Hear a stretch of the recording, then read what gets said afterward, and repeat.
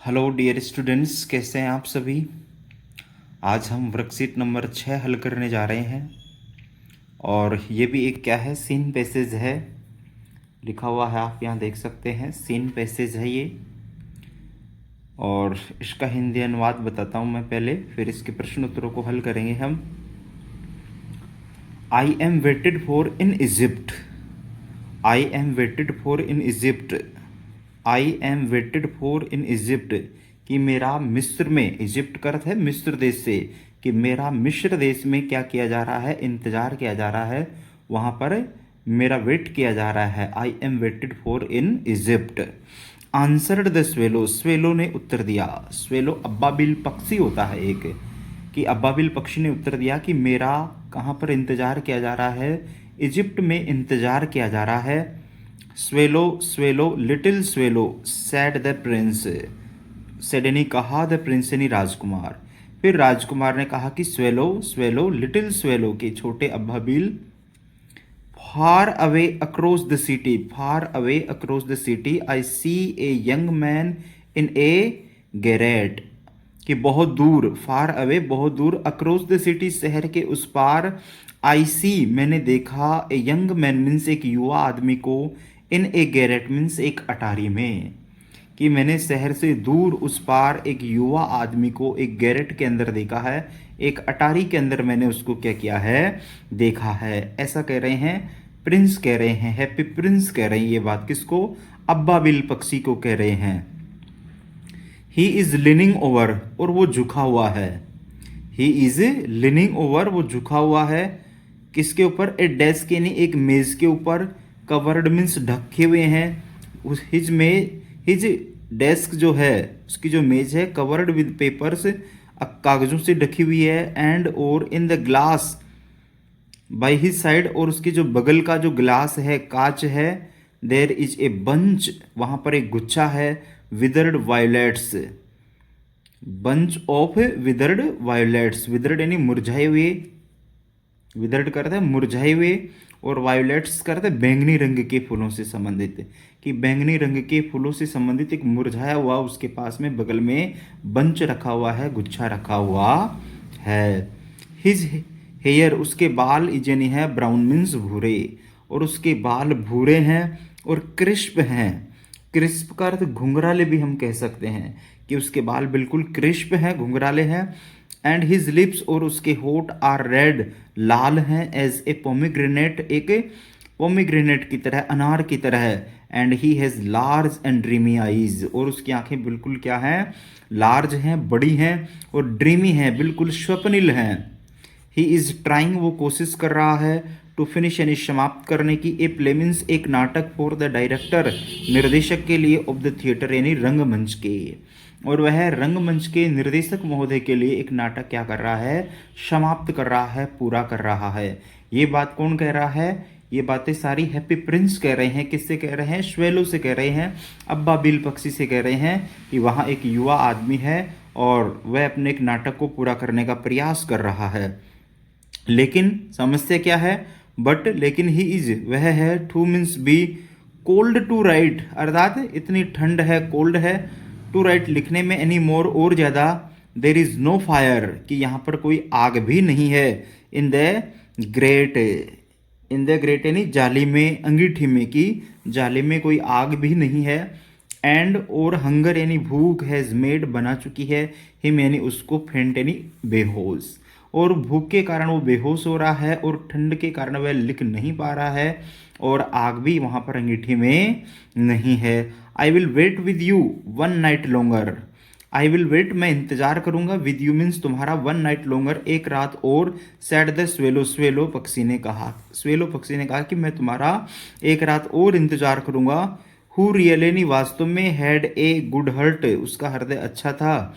ही asked, उसने पूछा, if he should take another ruby to the young playwright, और वो जो हैप्पी प्रिंस चाह रहा था कि ही, वह आस्क्ड पूछा, इफ ही शुड टेक, वह लेकर के जाए, अनदर रूबी, अनदर मीन्स दूसरी रूबी करता है, मणिक से, to the young playwright, उसे युवा प्ले राइट के लिए, नाटककार के लिए दूसरी रूबी लेकर के जाए। ये मीनिंग आप अच्छे से देखिए, play right, PLAYWRIGHT, play right का अर्थ होता है नाटककार। पूछी गई मीनिंग है ये, तृतीय श्रेणी शिक्षक भर्ती में 2016 में पूछी गई है। प्ले राइटर नहीं, playwright, PLAYWRIGHT।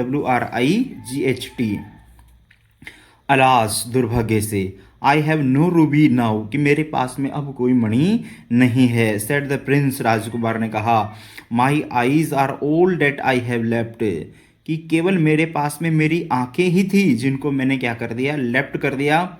They are made of rare sapphires, वे दुर्लभ सेफायर से बनी हुई हैं, अर्थात वे नीलम से बनी हुई हैं। सेफायर्स कर दे नीलम से, और रूबी कर दे मणिक से।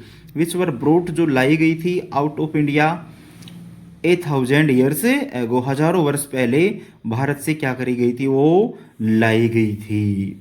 तो इस प्रकार से ये हमारा एक क्या था, गद्यांश था। आप प्ले राइट को अच्छे से याद रखिए। प्ले राइट का अर्थ किससे होता है, नाटककार से होता है। यहाँ पे आप इस मीनिंग को भी देखें, GARRET, गैरेट का अर्थ है अटारी से। इसके अलावा फिर आप जो दूसरी मीनिंग है, इस मीनिंग को भी ध्यान से देखिए, GRATE है ये। GRAT ग्रेट का अर्थ अंगीठी से होता है, और एक दूसरा ग्रेट अलग और होता है, यहां मैं आपको बताऊं। GREAT ग्रेट मीन्स महान,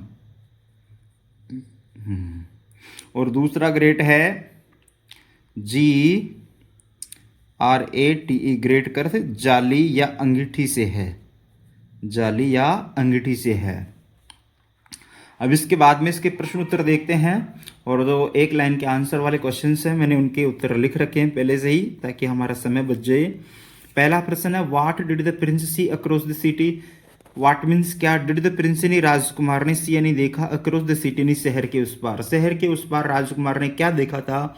तो शुरू की लाइनों में ही आया था, द प्रिंस सा ए यंग, यंग के साथ में यहाँ मैन भी जोड़ लेंगे अपन, young man in a garret, कि एक युवा आदमी को देखा था एक गैरेट के अंदर अटारी में। Was leaning over A desk, जो एक मेज पर झुका हुआ था।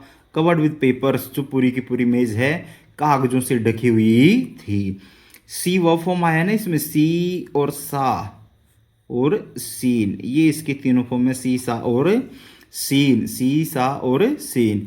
यहां आप देखें WH वर्ड के साथ में डिड है, तो ये पास्ट सिंपल टेंस है, और पास्ट सिंपल का कौन सा वाक्य है, नेगेटिव सेंटेंस वाला वाक्य है, प्रश्नवाचक वाक्य है, सॉरी प्रश्नवाचक वाक्य है। इसका हम जब सिंपल में जवाब देंगे, पास्ट सिंपल में जवाब देंगे, तो यहाँ हम सब्जेक्ट के साथ में वर्ब की कौन सी फॉर्म लिखेंगे, सेकंड फॉर्म लिखेंगे।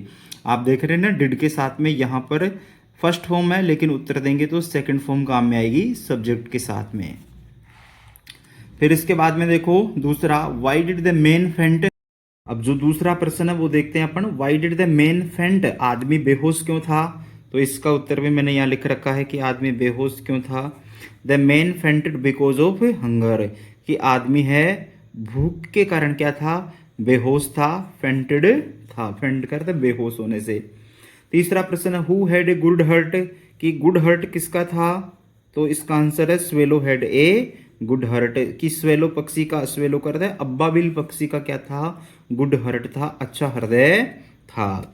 फिर देखो चौथे में फाइंड आउट कर रहे हैं पैसेज में से, find out the word from the passage which means to become dry और to lose consciousness. Become dry, become dry है अपना विदर्ड है, WITHERED, अर्थात सूख जाना, बिकम होना, ड्राई नहीं सूखना। तो इसका आंसर आप लिखेंगे विदर्ड, WITHERED, विदर्ड लिख देंगे अपने, इसका आंसर ये रहा।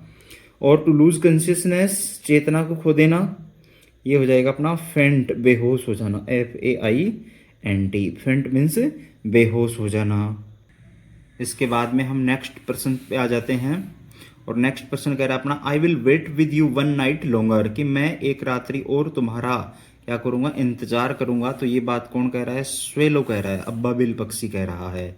दूसरा प्रश्न है, he has large and dreamy eyes, कि उसकी बिल्कुल बड़ी आंखें थी, लार्ज आंखें थी, ड्रीमी आईज थी, स्वप्निल आंखें थी। तो ये किसके लिए कहा जा रहा है, ही किसके लिए रेफर हुआ है यहाँ पर। तो ये सारी की सारी बातें यंग मैन के लिए आई हैं, जो नाटक को क्या करना चाह रहा था, पूरा करना चाह रहा था, उसके लिए आए है। ये यंग मैन है, ये YOUNG, यंग मैन। फिर उसके बाद में अपन आ जाते हैं, इनको रीअरेंज करना है। रीअरेंज में देखेंगे अपन, हमारे पास 6 वाक्य लिखे हुए हैं। 6 वाक्यों में रीअरेंज सबसे पहला वाक्य कौन सा आएगा, तो सबसे पहले अपना जो 6 नंबर वाला वाक्य है वो आएगा, 6 नंबर वाला। और मैं सबसे पहले 6 नंबर वाले वाक्य को लिखता हूँ, उसका नंबर 1 हो जाएगा। The swallow, SWALLOW,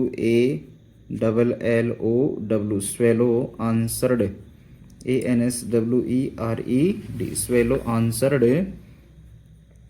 I am waited, WAITED, waited for Egypt, कि मेरा कहाँ इंतज़ार किया जा रहा है, इजिप्ट में इंतज़ार किया जा रहा है। ये हो गया। फिर इसके बाद में 2 नंबर की अगर हम बात करते हैं, तो जो 3 नंबर पे लिखा हुआ वाक्य है ना, वो 2 नंबर पे आएगा। I see a young man, I see a young man in a garret, Attari, GARRET, I see a young man in a garret। फिर इसके बाद में अगर 3 नंबर वाले वाक्य की बात करें, तो चौथे नंबर पे वाक्य जो लिखा हुआ है ना, वो अपना 3 नंबर पे आ जाएगा। He tried to finish, FINISH, he tried to finish a play for the director of the theater, for the director, DIRECTOR, director of the theater,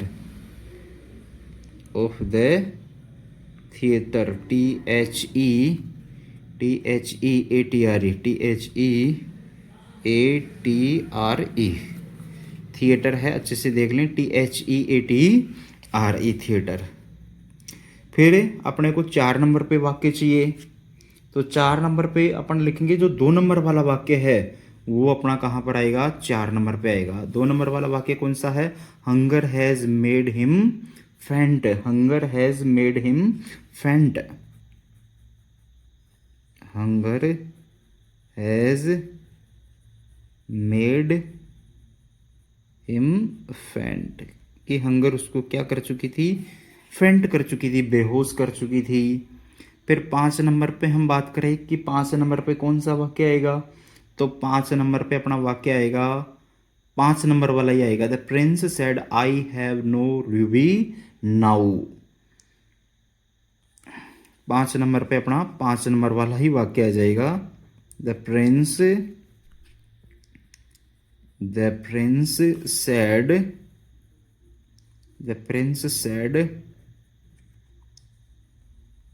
I have no ruby, RUBY, यहाँ कर लेता हूँ मैं। The prince said I have no ruby, the prince said I have no ruby now, और जोड़ देते हैं अपने इसमें नाउ, कि अब मेरे पास में और कोई रूबी नहीं है। और लास्ट में कौन सा बच गया अपना, 1 नंबर जो वाक्य है, my eyes are all that I have left, my eyes are all that I have left, LEFT, my eyes are all that I have left. तो इस प्रकार से अपनी 5वीं वर्कशीट जो है, सॉरी 6ठी जो वर्कशीट है वो भी पूरी होती है। इसके बाद में हम नेक्स्ट वर्कशीट पढ़ेंगे। आज के लिए इतना ही काफ़ी है। धन्यवाद।